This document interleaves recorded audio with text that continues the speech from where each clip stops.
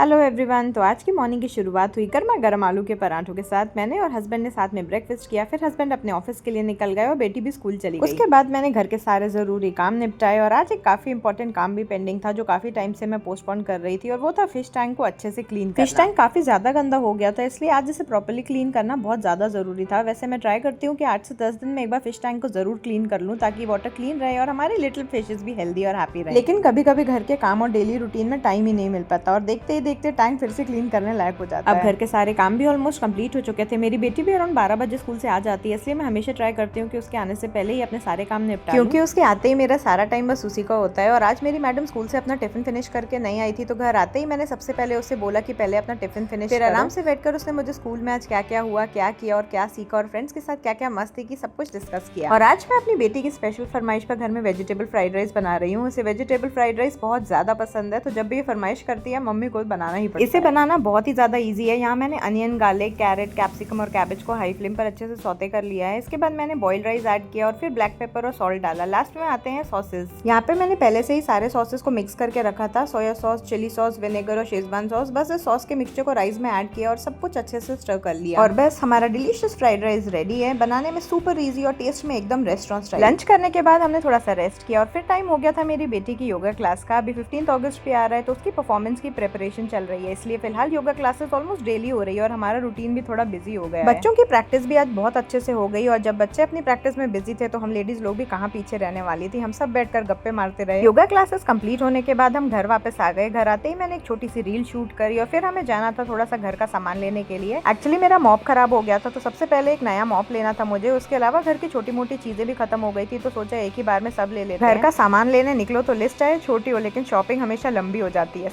Shopping करके जब हम घर वापस आए तो मैंने बेटी को उसके फेवरेट क्रिएटिव टाइम में बिजी कर दिया। मैंने उसका एक ड्राइंग कंपटीशन में पार्टिसिपेशन करवाया है जिसका टॉपिक है एनवायरनमेंट। तो मैडम आजकल उसी की ड्राइंग कंप्लीट करने में बिजी है, और जब तक मेरी बेटी अपनी ड्राइंग कंप्लीट कर रही थी तब तक मेरी इवनिंग ड्यूटी भी शुरू हो गई, डिनर प्रिपरेशंस।